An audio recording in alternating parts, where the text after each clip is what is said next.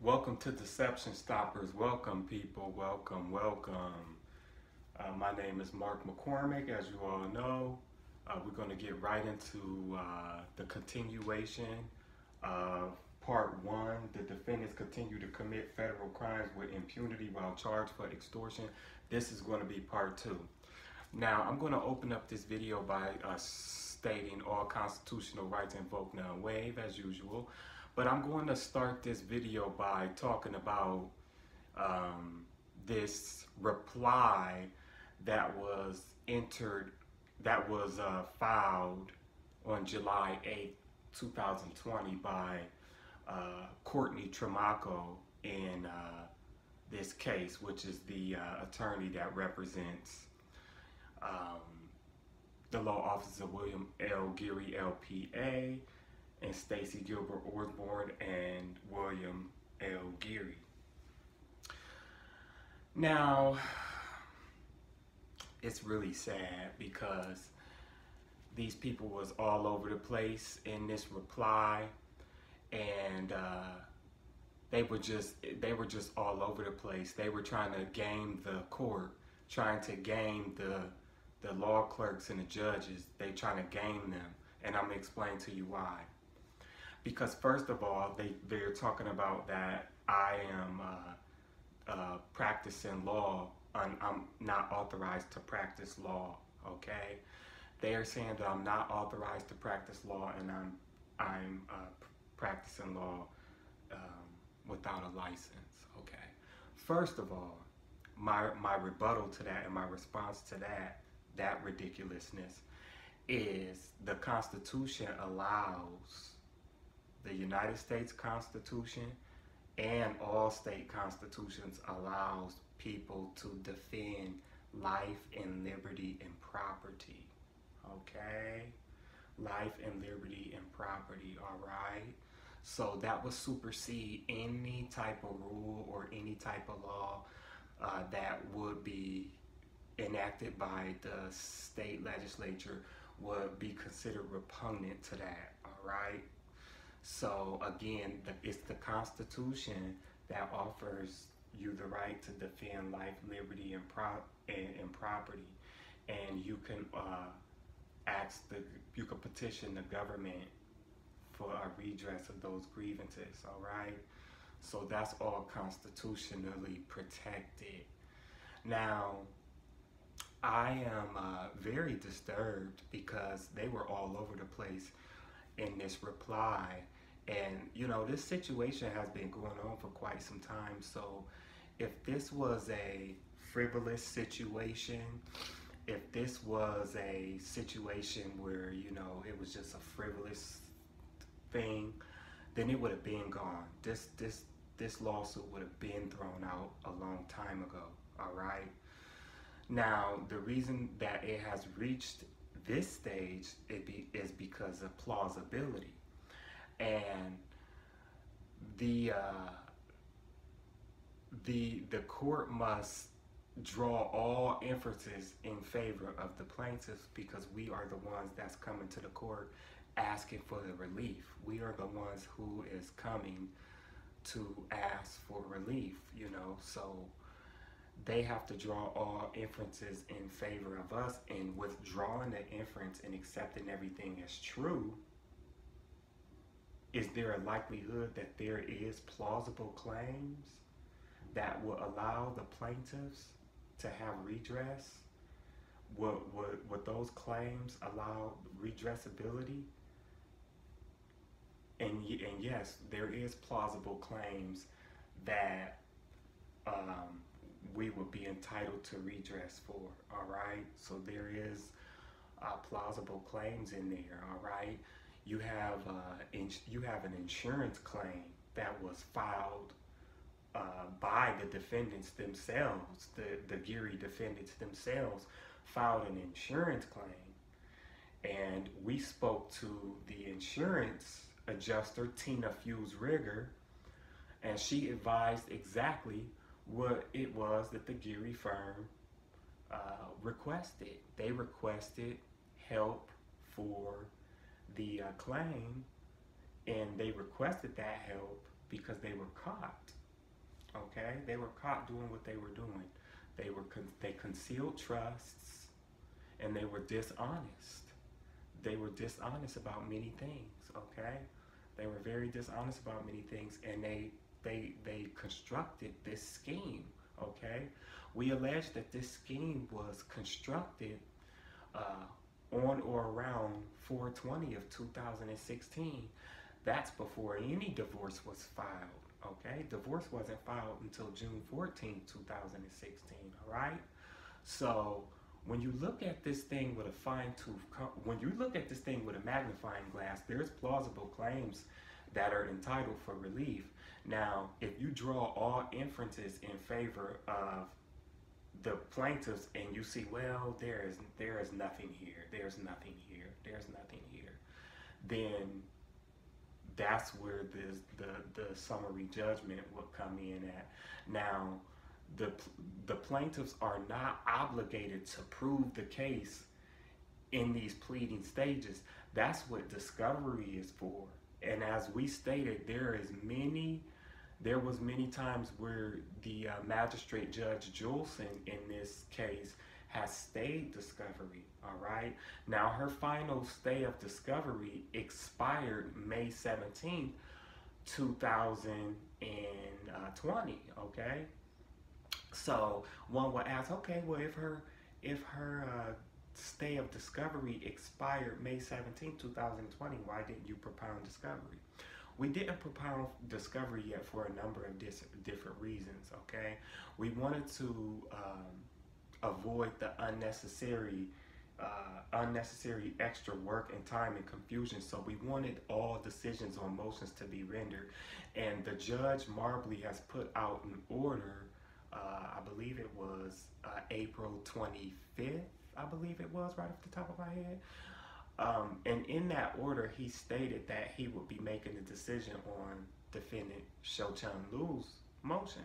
So we have been waiting for, those pending motions to pan themselves out, because many of the defendant's other motions were denied and panned out. Some people were removed and others weren't. So we were just basically waiting for that. And in this reply summary judgment that the defendants filed on July 8th, they had alleged that we requested no discovery. So they basically tried to game the court, and they basically tried to be slick and tried to make it seem like we did not contact them and have any intentions on doing discovery. And they made it seem like that they were not placed on notice that we had intentions to do discovery or what type of discovery we would be looking to do. All right. Now, on June 4th, there was emails that was sent out to defendant Cho-Chung Lu's attorney, okay, and all the rest of the attorneys that are still involved in this matter. All right. And they were notified that we had every intention to do requests for production of documents, answers to interrogatories, and admissions. We did advise them that we were not doing any depositions. We did advise them that we were not doing any depositions because, we didn't get into the reasons why, but we just didn't feel it was necessary to do any depositions. So they lied in their motion. They lied. They tried to fast talk the court, tried to make it seem like, oh, they don't have any evidence, or they're just saying stuff, and then they try to use the judge's own language against them by saying, oh, remember you said in the order that at the summary judgment level that they would need to do this or need to do that, or they would need to offer some evidence, or it's just really sad that they play these games, and it's really sickening. And for a group of people to commit such disgusting and obvious acts of criminal and injustice, it's just disgusting for them to even try not to at least offer some type of mitigating to all of this matter to try to resolve things. But instead, these people want to make it seem like we're just making all of this up, you know, and just pulling all of this stuff out of nowhere, all right? And those arguments flew out the window a long time ago. Those arguments flew out the window a long time ago, and it's just sad that they keep trying that over and over again. And then they talk about there is no evidence that the Geary firm or the Geary defendants have committed anything, and that Stacey Gilbert Osborne has done nothing but been very ethical and, oh, give me a freaking break. She hasn't been ethical. If she hasn't been ethical, she has not been ethical.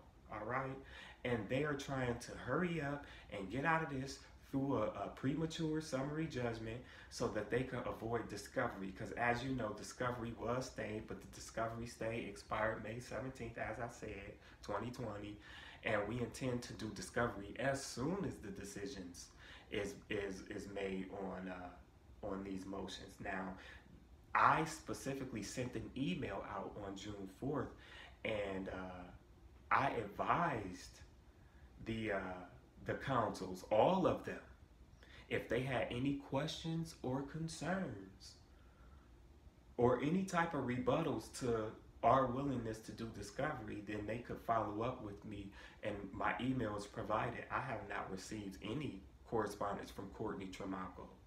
I have not received any correspondence from the Geary defendants counsel stating that they were, stating any kind of disagreement on that. So I did talk more in detail to Chad McKendrick, which is Shochun Liu's attorney, and he stated that, he suggested that I contact the court and initiate a status conference. And I told him at the time that I would refrain from doing that because I didn't want it to appear that I was rushing the court, because Judge Marbley already put out an order, and he already stated in that order that he would be making decisions on Shochun Liu's motion as soon as we provided the updated pleading, because the pleading that we initially had on the record was missing pages, all right? So we had to provide an updated pleading to provide the pages that was missing from the docket, all right? So that has been provided and everything is in, so we're just waiting on the decision. So once that decision goes in, then we were looking to do discovery. And through discovery, we can authenticate the divorce decree that shows the fraud that went on. So we can prove that is proof, okay? That's proof that they are committing fraud. That's the proof enough right there. They did it. Okay, they did it. It's not up for debate. It's not up for debate. It's not up for debate. Anything else will be considered lawless and embarrassing to justice. Okay? Will be a spit in Lady Liberty's face. It'll be a big right in Lady Liberty's face with a big flip off. That's what that would be. So we're not going to tolerate that. We're not going to tolerate that. We're not going to tolerate that. So this motion for summary judgment, as I stated in part 1 of the videos, I was completely appalled by some of the language that was put in there. Okay, and I believe Courtney Tramaco is the same girl who stated, I can assure you, State Farm is not Mr. Geary's insurance company. I can assure you that, and I can assure you, you are a big freaking liar. You're a liar. You're a liar, okay? And you're a bad one at that. You need to brush up. You need to tighten up, okay? All right. Now, I want to address something else that they talked about in this motion. They said that I was not authorized to practice law, and they cited cases where people tried to represent corporations and estates, all right? A corporation is a state entity, and I talk about this on Deception Stoppers all the time. I'm very familiar with this stuff. So a corporate entity can only be represented by an attorney because it's a state agency, okay? It's licensed to a state. So as soon as that license got created with the state, as soon as that incorporation happened with the state, as soon as it became bound to the authorities of the state through that, then only an attorney can go into a court and represent that estate, okay? Any type of business that's not a sole proprietorship, all right? Let me explain this. Let me break this down for Courtney Tremaco. Any business that's not a sole proprietorship, because a sole proprietorship is still an individual and is protected by the Constitution because it is the individual, all right? So that is why an individual can go into court, and that is why they can represent a sole proprietorship, okay? Because it's them. They are the business, all right? They are the personal liability of that business. They are the sole proprietor, okay? So what they tried to do, again, is they tried to game the court, and they tried to be slick. And what they tried to do, they tried to cite this case where people are trying to represent a state or an LLC. An individual cannot represent an LLC. An individual cannot represent an estate because an estate is formed.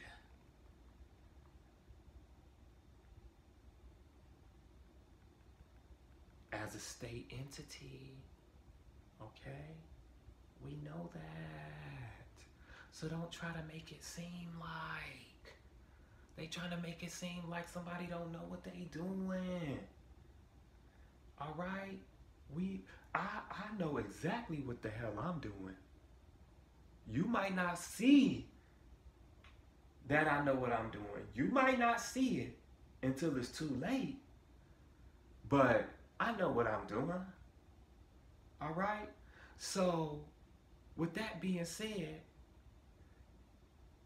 they trying to be slick by trying to cite a situation where an individual was engaging in the unauthorized practice of law because they are trying to prepare a bankruptcy on behalf of an estate.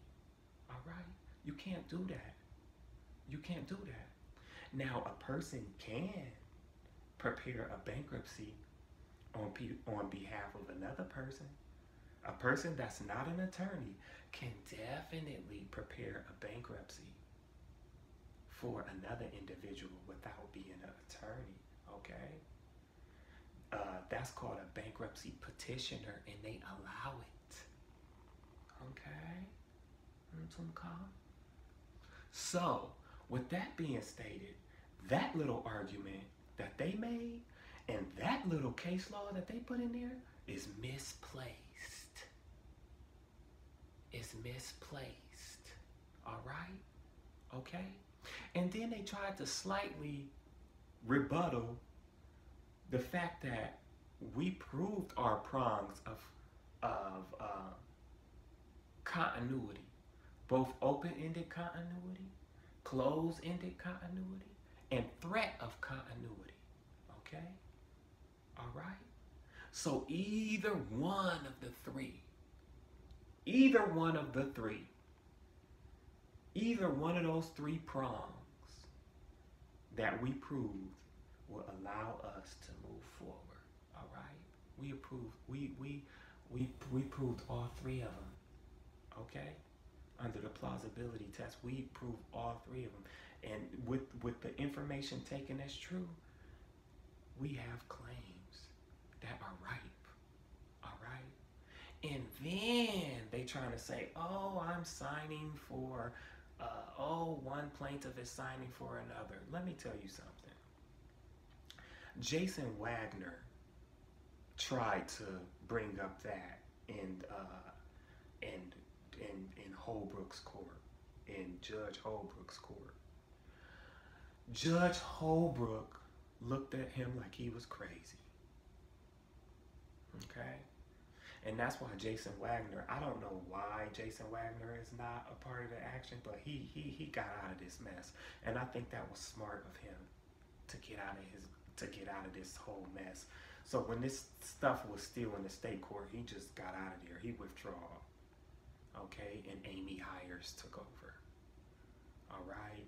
So this Courtney Tremalco is trying to use that, saying, oh, this came up earlier. Yeah, it did come up earlier, and it went nowhere. Okay? We are both plaintiffs in this action, and everybody that's a part of this action know that we both were injured in our business and property. Okay? So let's cut the bull. Let's cut the games. All right?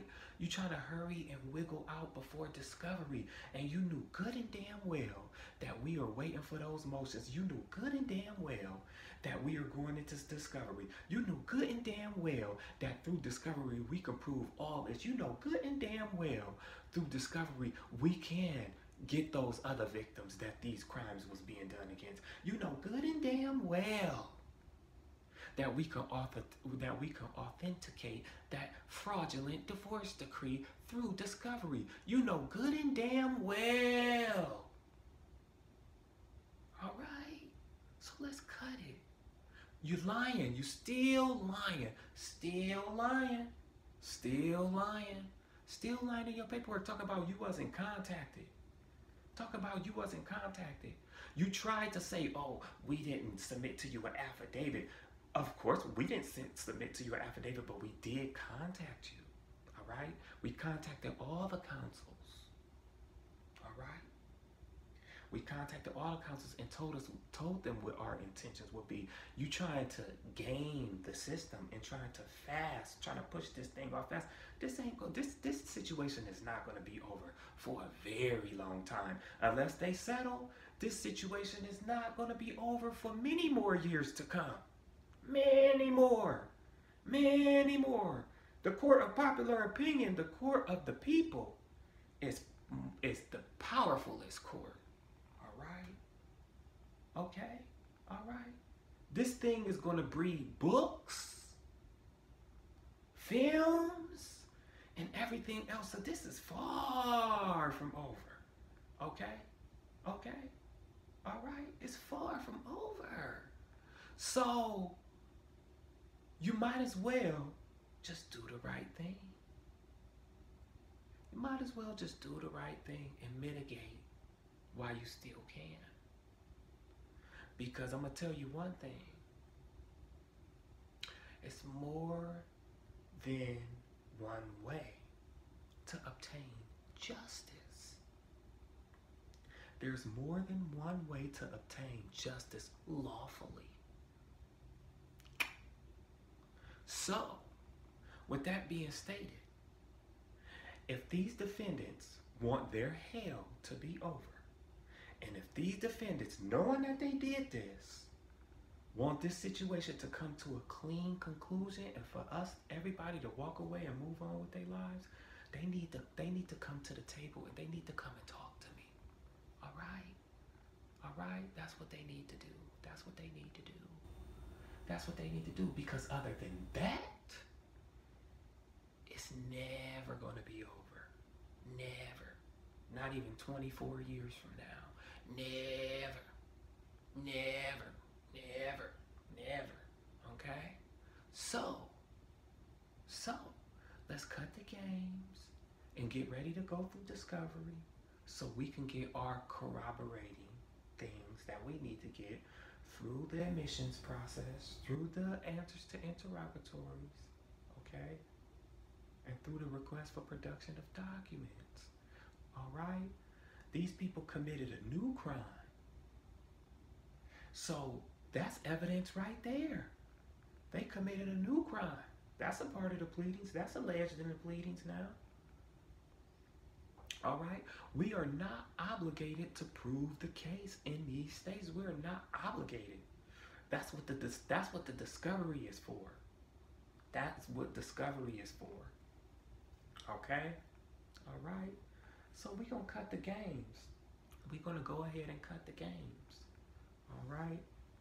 And it's extremely sad because they're just lying. How you going to say you wasn't contacted and I have the emails? How you going to say that? So what was those emails? And why didn't you contact me and say, well, we disagree with your with the discovery? Because I told them that we would be going into discovery, and I told them the specific mechanisms of discovery that we will be using. So what is they talking about? What is they talking about? Oh, I forgot the same thing that they was talking about when they said defendant Stacey Gilbert Osborne has done nothing but ethically represented her client. We gonna see about that. We gonna see about that. We gonna see about that. But I'm not gonna make this video all drawn out. I just wanted to touch on that because I know they watch, and they need to listen to this video, and they need to go back and go check your email, Courtney. Go check your email. Stop lying to the court. Stop lying. Stop lying. Stop lying to the court. Quit trying to fast talk the court by citing situations where individuals was trying to represent businesses. We already know individuals can't represent business, so don't try to make it seem like that's the same situation over here. Where's the business at? Where's the corporation that I'm trying to represent? Okay? Where is that? Do you understand the Constitution? Do you understand what defending life, liberty, and property is? Do I need to break that down for you? I'd rather not. I think I already did. But with that being stated, all constitutional rights invoked, none waived for this video as the rest. And we will be going live in the future a lot more. Actually, we will be going live in the future just to discuss more things and keep a tighter clinch on the movement of this case. So if you guys have any questions or concerns, you can leave them down in the comment section. And again, I'm just at a loss for words. I wonder, is this how they have been practicing law? Practicing law. I'm not practicing law. Practicing law is inferior to what I'm doing. I'm defending life, liberty, and property under the terms and conditions set forth in the supreme law. Okay, that supersedes what you're doing. All right. Okay. So with that being said, all constitutional rights invoked, not waived, and we out of here.